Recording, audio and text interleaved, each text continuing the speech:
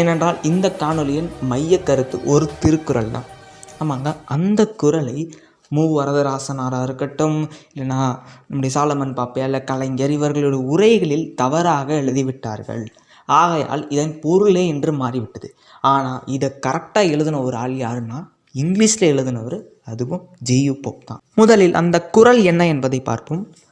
அது பொருள்பாலில் 969வது குறள். மயிர் நீப்பின் வாழா கவரிமா அன்னார் உயிர் நீப்பர் மானம் வரின்.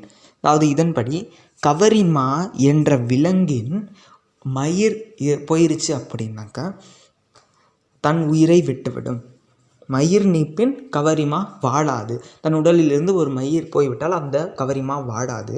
அதே போல தம் மானம் போய்விட்டால் உடனடியாக உயிரை நீப்பர் உயர்ந்தவர்கள். அதாவது உண்மையிலே ஒரு